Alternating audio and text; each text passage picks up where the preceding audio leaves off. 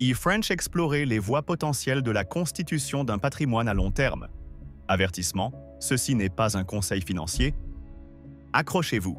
Nous allons explorer ensemble les différentes avenues qui pourraient, potentiellement, vous aider à bâtir un patrimoine solide sur le long terme. Mais attention, ceci n'est pas un conseil financier personnalisé. Qu'est-ce qu'un actif dans le monde de la finance? C'est tout ce qui a une valeur économique et qui peut générer des revenus ou s'apprécier avec le temps. Pensez à une maison, des actions ou même une compétence que vous possédez. La constitution d'un patrimoine à long terme, c'est l'art de faire fructifier ces actifs sur une période prolongée. L'objectif est de sécuriser votre avenir financier et celui de vos proches. C'est un marathon, pas un sprint. La diversification est la clé de voûte d'une stratégie d'investissement réussie. Ne mettez pas tous vos œufs dans le même panier. Répartissez vos investissements pour minimiser les risques. Important, ce que vous allez entendre ici est purement informatif. Ce n'est pas un conseil financier.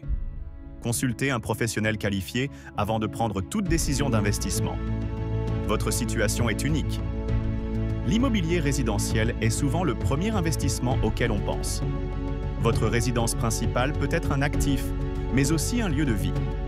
Les biens locatifs peuvent générer des revenus réguliers. L'immobilier commercial, comme les bureaux ou les commerces, peut offrir des rendements plus élevés, mais demande une expertise plus pointue. Le ticket d'entrée est souvent plus élevé.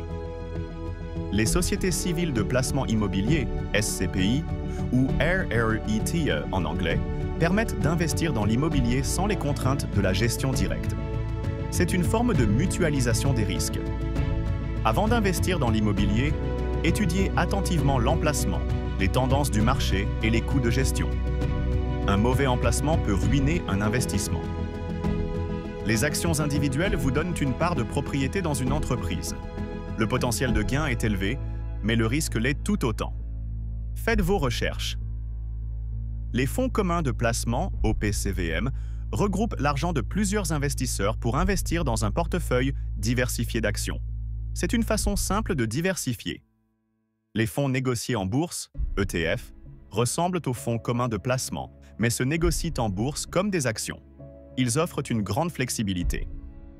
Les fonds indiciels répliquent la performance d'un indice boursier spécifique, comme le CAC 40 ou le S&P 500. Ils sont généralement moins chers que les fonds gérés activement. La recherche et la diligence raisonnable sont essentielles avant d'investir en bourse. Ne vous laissez pas emporter par les conseils non vérifiés. Informez-vous. Les obligations d'État sont émises par les gouvernements nationaux. Elles sont généralement considérées comme plus sûres que les obligations d'entreprise. Les obligations d'entreprise sont émises par les sociétés. Elles offrent des rendements potentiellement plus élevés, mais comportent un risque de défaut plus important. Les obligations municipales sont émises par les collectivités locales. Elles peuvent offrir des avantages fiscaux dans certains pays. Les fonds obligataires investissent dans un portefeuille diversifié d'obligations. Ils permettent de mutualiser les risques liés aux obligations individuelles. Les obligations jouent un rôle important dans la stabilité d'un portefeuille. Elles peuvent compenser la volatilité des actions. Les matières premières, comme l'or, le pétrole ou les produits agricoles, peuvent servir de couverture contre l'inflation. Leur prix est souvent volatile. Les crypto-monnaies, comme le Bitcoin, sont des monnaies numériques décentralisées. Elles offrent un potentiel de gain élevé, mais comportent un risque extrêmement élevé. Le capital investissement, private equity, consiste à investir dans des entreprises non cotées en bourse. C'est un investissement illiquide et réservé aux investisseurs avertis. Les fonds spéculatifs, hedge funds, sont des fonds d'investissement gérés activement qui utilisent des stratégies complexes pour générer des rendements. Ils sont généralement réservés aux investisseurs institutionnels. Les investissements alternatifs offrent généralement un potentiel de rendement plus élevé, mais comportent un risque plus élevé. Soyez prudents. Créer sa propre entreprise est une aventure passionnante, mais exigeante. Cela demande du temps, des efforts et une prise de risque importante.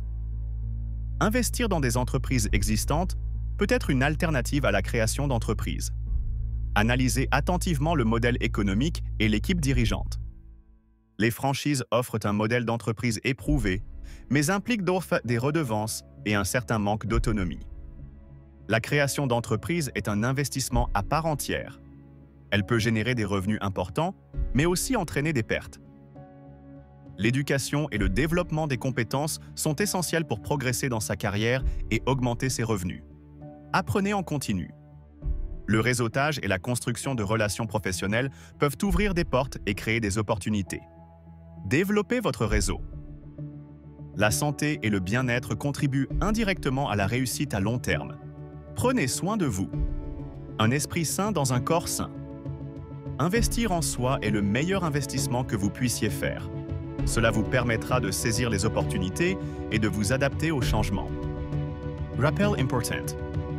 Ceci n'est pas un conseil financier. Consultez un conseiller financier qualifié avant de prendre toute décision d'investissement. Votre situation personnelle, votre tolérance au risque et vos objectifs financiers doivent guider votre stratégie d'investissement. La diversification est essentielle pour gérer les risques. Les performances passées ne préjugent pas des résultats futurs. Vous avez maintenant un aperçu des différentes classes d'actifs qui peuvent potentiellement contribuer à la constitution d'un patrimoine à long terme. N'oubliez jamais que chaque situation est unique et que la prudence est de mise.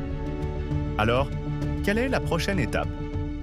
Prenez le temps de réfléchir à vos objectifs financiers, à votre tolérance au risque et à votre horizon d'investissement. Faites vos recherches, informez-vous et n'hésitez pas à solliciter l'avis d'un professionnel. Si vous avez trouvé cette vidéo utile, n'hésitez pas à la partager avec vos amis et à vous abonner à notre chaîne pour ne manquer aucune de nos prochaines vidéos sur la finance personnelle. Et surtout, n'oubliez pas, votre avenir financier est entre vos mains.